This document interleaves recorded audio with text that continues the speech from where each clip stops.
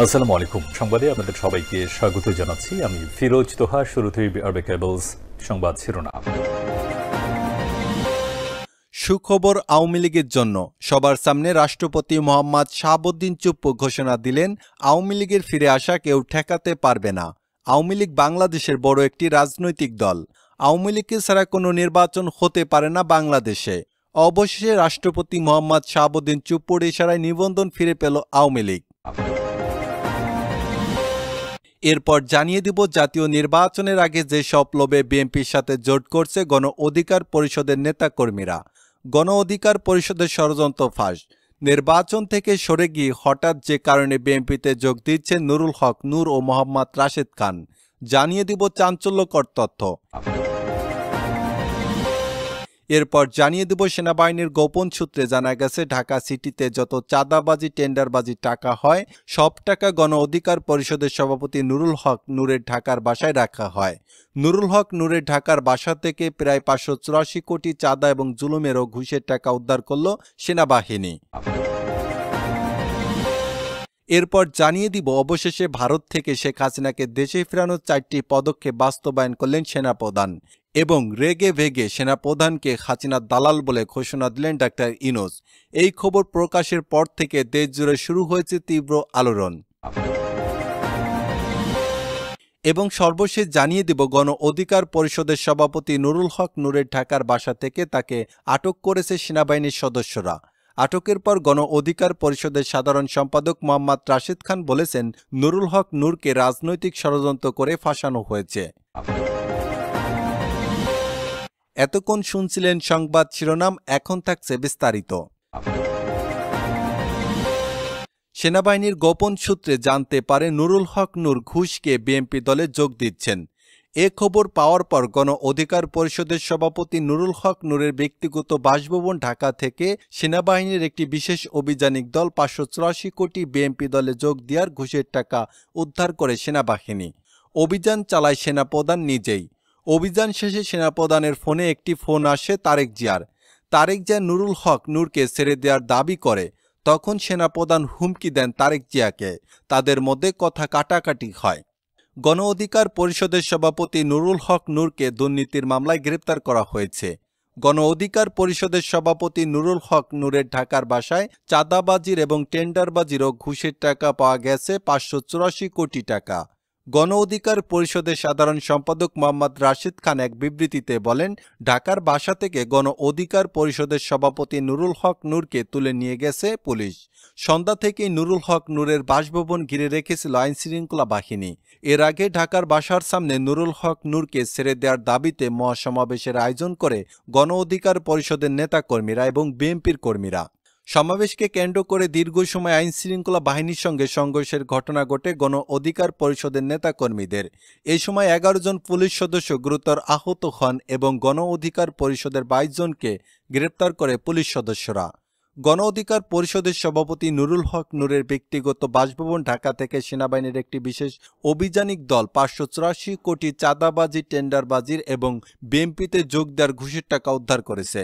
গোপন সূত্রে সেনাবাহিনী জানতে পেরেছে নুরুল হক নূর বিএনপিতে যোগ দিচ্ছে টাকার বিনিময়ে। আজ বিকালে টাকা নিয়ে মির্জা ফখরুল নুরুল হক নূরের ঢাকার বাসায় আসবে। পরবর্তীতে সেনাবাহিনী পুলিশ র্যাব অভিযান চালায়। রাতে প্রায় 200 সেনা সদস্য 100 পুলিশ এবং র্যাব সদস্যরা বাড়িটি ঘিরে ফেলে। আশেপাশে বিদ্যুৎ লাইন সাময়িকভাবে বন্ধ করে দিয়ে শুরু হয় চিরুনি অভিযান।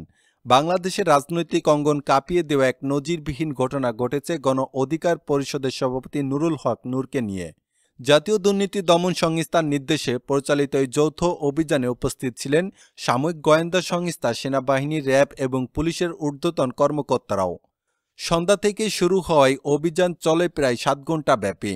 সন্ধ্যা নাগাদ নুরুল হক নূরের বাড়ির সামনে একটি বাড়ির সশস্ত্র সেনাবাহিনীর গাড়ি বাড়ির মূল ফটকের সামনে এসে থামে। এরপর সেনাবাহিনীর বোমা নিষ্ক্রিয়করণ ইউনিট ও স্ক্যানার ডিভাইস দিয়ে নুরুল হক নূরের পুরো বাড়ি ঘিরে ফেলা হয়। সন্ধ্যার সময় অভিযান একটি মূল ভবনে প্রবেশ করে এবং প্রথমেই নুরুল হক নূরের বাড়ির বেসমেন্ট এবং ব্যক্তিগত অফিস রুম লক্ষ্য করে তল্লাশি শুরু করে।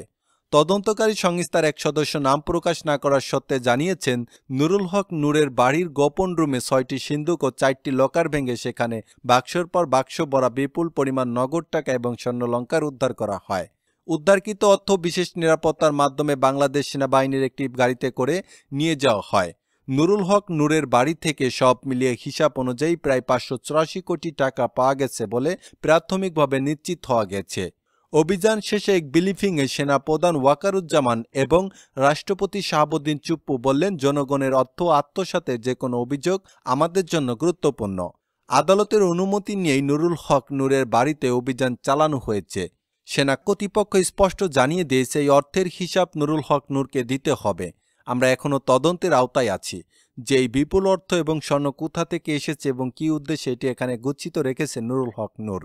এদিকে গণ অধিকার পরিষদের পক্ষ থেকে এই অভিযানের তীব্র প্রতিবাদ জানিয়ে বলা হয়েছে, এটি একটি রাজনৈতিক প্রতিহিংসামূলক অপারেশন। দলটির সাধারণ সম্পাদক মোহাম্মদ রাশেদ খান এক বিবৃতিতে বলেন, নুরুল হক নূরের মতো একজন সম্মানজনক ব্যক্তির বাড়িতে তল্লাশি, অপমানজনক আচরণ করা হয়েছে, তা নজিরবিহীন। সরকারের মদতপুষ্ট সেনা ও প্রশাসন এভাবে একটি রাজনৈতিক নেতার বাসভবনে অভিযান চালাতে পারে না। তবে সরকারের পক্ষ থেকে জানানো হয়েছে, নুরুল হক নূরের বাড়ির এই অভিযান সম্পূর্ণ নিরপেক্ষ এবং বিচারিক প্রক্রিয়ার অধীনে অনুমোদিত। প্রধানমন্ত্রীর কার্যালয়ের মুখপাত্র এক বিবৃতিতে বলেন, কেউই আইনের ঊর্ধ্বে নয়। দুর্নীতির বিরুদ্ধে আমাদের জিরো টলারেন্স নীতির আওতায় যে কোনো ব্যক্তি যেই হোক তদন্তের মুখোমুখি হতে হবে। আর সেই প্রভাব সাধারণ মানুষের মধ্যে ছড়িয়ে পড়তে শুরু করেছে। ঠিক রাতের সময় আনুষ্ঠানিকভাবে ঘোষণা আসে, দুর্নীতিভাবে টাকা আত্মসাতের অভিযোগে নুরুল হক নূরকে গ্রেপ্তারের নির্দেশ এবং গণ অধিকার পরিষদ দলের নিবন্ধন বাতিল করা হয়েছে। এই ঘোষণা দেওয়ার সঙ্গে সঙ্গে নুরুল হক নূর বিএনপি দলে যোগ দিলেন এবং তারেক জিয়া বললেন, নুরুল হক নূর আমাদের ছোট ভাই, তাকে বিএনপি দলে গ্রহণ করা হোক।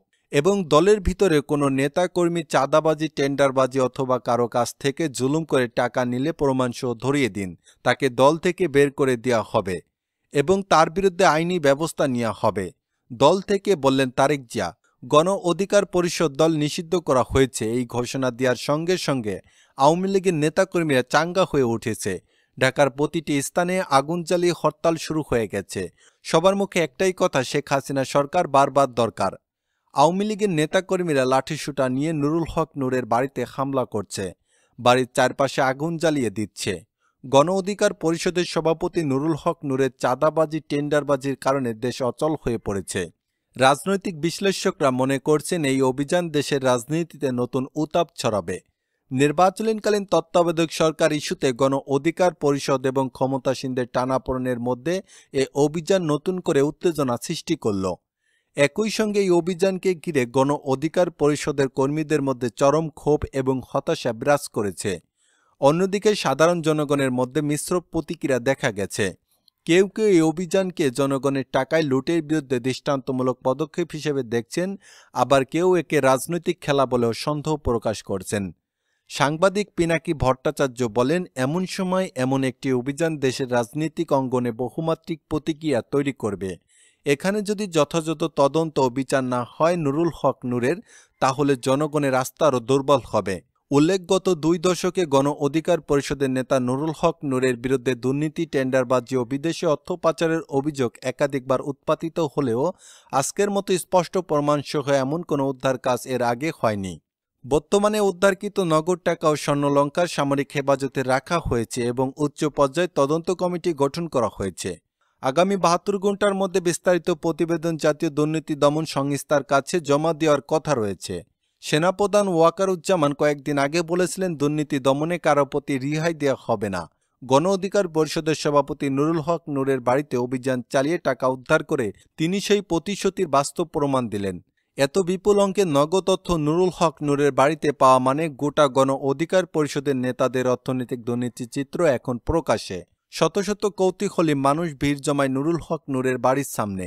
হাজারো মানুষ লিখেছেন, নুরুল হক নূরের মতো ব্যক্তি যদি দুর্নীতির এমন গভীরে ডুবে থাকেন, তবে সাধারণ মানুষ কাকে বিশ্বাস করবে?